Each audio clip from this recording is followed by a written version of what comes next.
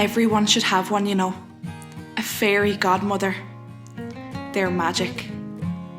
They have the wonderful ability to change lives, and every life needs changing at some time, or regardless of how perfect it seems. I first met my fairy godmother when I was 9 years old.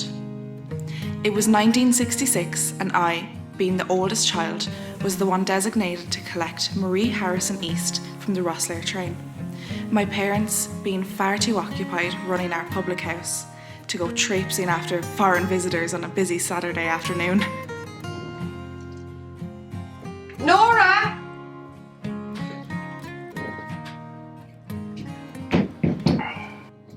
Mind you, wash your hands and your face and put something on clean before you go over there.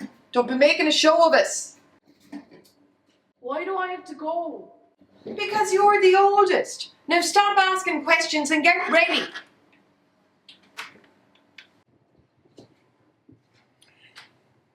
Missy, where are you going all so dolled up of a Saturday afternoon? I have to go to the train station to collect someone, and I don't even know what she looks like. You don't know them if you don't know what they look like. Don't be ridiculous, Paddy. It's Enniscorthy train station, not Weston Row. How many people do you think be getting off at Enniscorthy from the train from Rosslare on a Saturday? Now stop your whinging. Let me check you. Her name is Marie Harrison East, but we only ever called her Marie Harrison. She's a tall, blonde English lady, and she'll be looking around, expecting someone to meet her.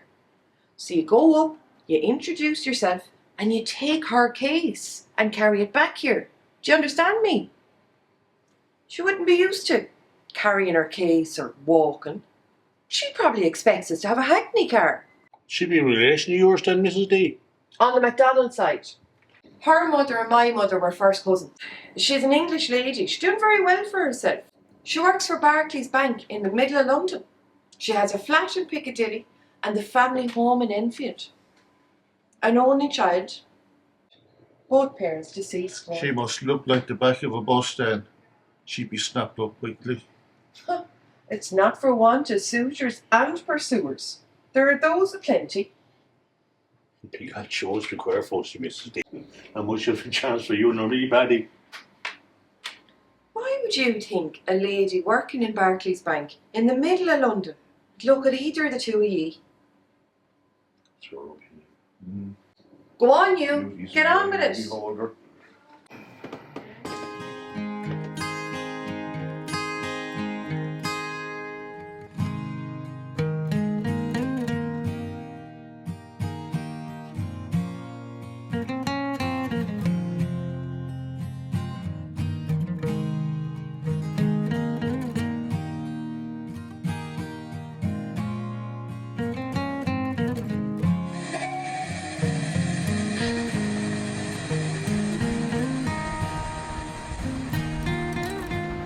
What are you doing here, young Nora?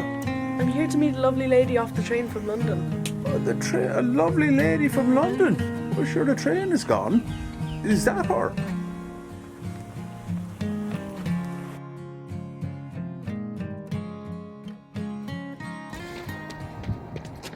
Excuse me, would you be Marie Harrison? Yes, I am. And this is my friend, Mr. King. And who might you be? I'm Nora, Maeve's daughter. I was sent here to get your bags and carry them back to our house. And is there a car waiting?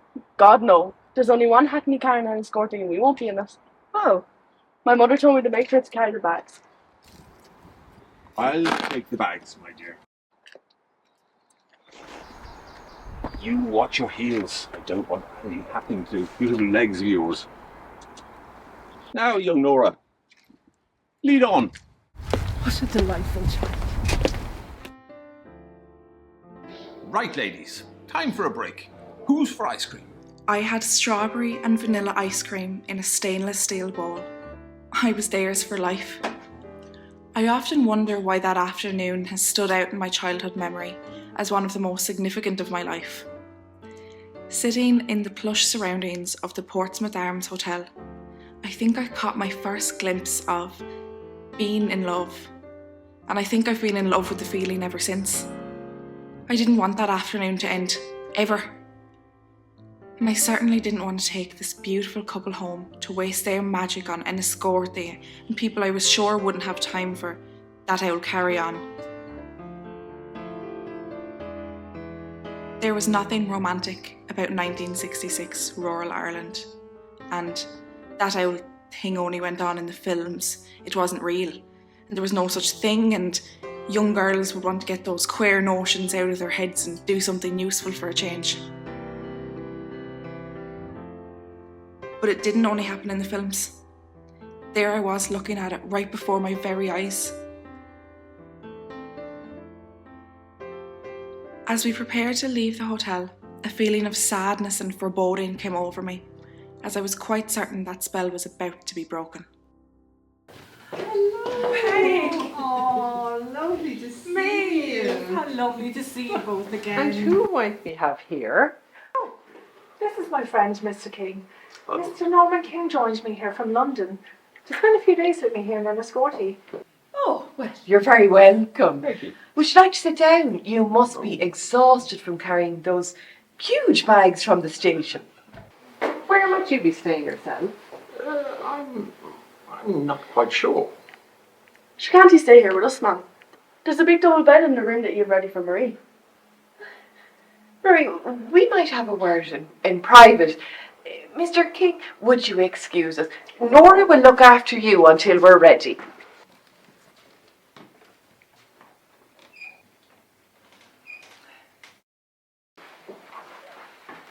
Is there a problem, do you think? But there surely is. They're like the Gestapo or the KGB trying to get information out of me all the time, interrogating me. Is there a problem, cousins? We were only expecting you, Marie. There's only one room made up. Where were you thinking Mr. King would stay? Well, I rather thought he could stay with me. We are almost engaged. In the same room? Oh, that's not how we do it in Enniscorthy, almost engaged or not. Do you think I would expose my 5 children to that? Is he your intended then? My intended... My boyfriend, you mean? Well, no, a bit more than that. Married? Getting married? Are you engaged? Oh, goodness gracious, no. Not anytime soon. So we have to wait for his divorce to come true first. Oh, Sacred Heart of Jesus! He's a Protestant then. You can't marry a divorced man. You were raised Catholic. Well, I'm non-practicing. And anyway, don't concern yourselves with me any further. Myself and Mr. King shall stay at a hotel. You'll do no such thing. Sure, everybody be talking about us. And why on earth would a hotel be talking about you two? Because we told everybody you were the single woman coming from England to stay with her cousins for a week. What will they say if you end up in a hotel with a man? Why do you have to tell them anything? They don't know me. Surely my morals mean nothing to them. Have you been living under a rock or something in London, in the big city? Oh, and the Scorthy tongues will be wagging for weeks over this. It's all very well for you. She'll be gone back to the big city. We'll be trying to hold our heads up here. And what about the children?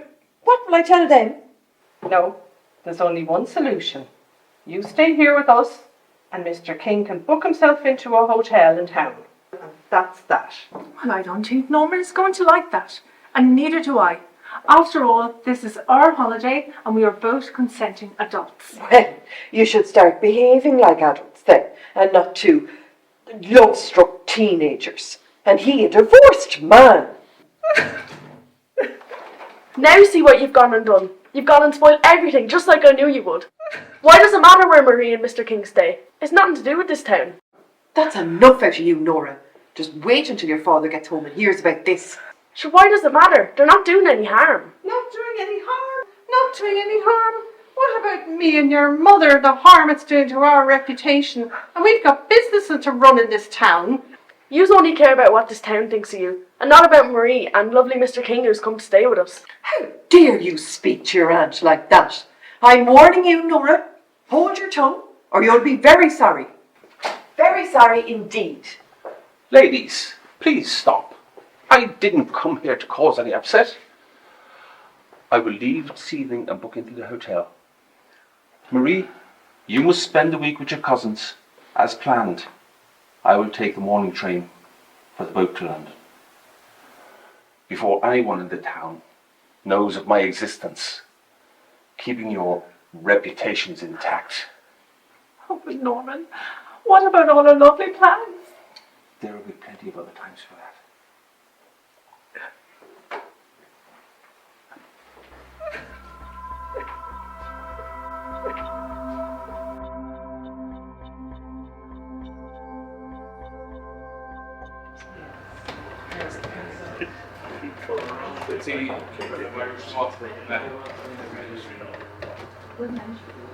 Ma'am, can I go, please? Can I? Seamus Doyle, will you please come here and have a word with your daughter? She wants to go traipsing off to that train station to watch all that kissing and hugging and goodbying. I don't want her to go. There's no need for her to go. What's the harm in it do? All she wants to do is say goodbye to the English gentleman, that's all. Gentlemen, I ask you. Will you let her go, Margaret? The least fuss you make at this, the sooner she'll forget all about it. See you later. Go on. But my father was wrong. I would never forget that time in 1966, and it would go on to shape the rest of my life. Now, my brave young friend, this is for you, for your brave and gallant defence of me. My mother wouldn't be very happy if I took that off of you. Well, in that case, I have a better idea. Every year on your birthday, we shall send you a £1 note until you are 21. I shall make sure Maria does. Here is the first instalment. Now, my darling, I want you to enjoy your time with your family, and I shall see you soon.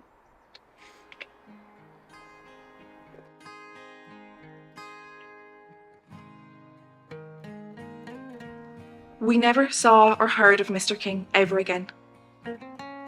Marie kept in contact with her Irish cousins, sending photos and postcards from around the world, but never returned to Ireland. Each year on my birthday, I received a £1 note until my 21st birthday. It was then I decided to invite Marie Harrison to join us for the celebrations. And lo and behold, I had a prompt reply saying, "My darling Nora, I would be delighted to attend." It was 1978, and not much had changed in Enniscorthy, I mused, as I arrived late to the train station. Marie too had changed little, looking so elegant, and at 57, she was still very much a stunner. But this time, there was no attractive man standing behind her. Shall we take a taxi? Enniscorthy has improved a bit, you know. This time, I think I'd much rather walk.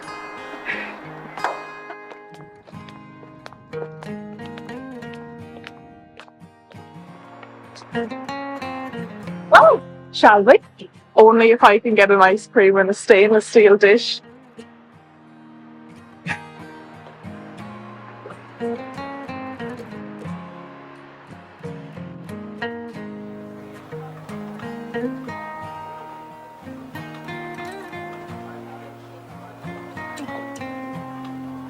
Promise me. Promise me that you will always do what your heart desires and not what others expect you to do. Promise me that you will live to be happy.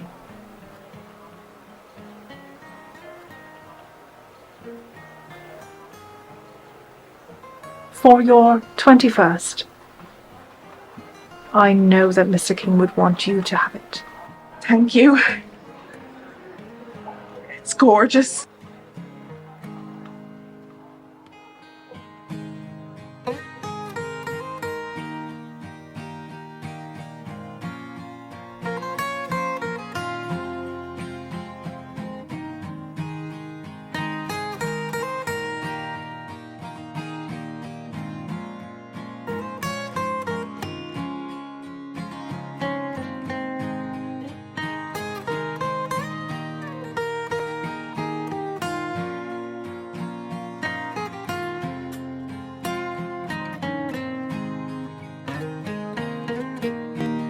Bye.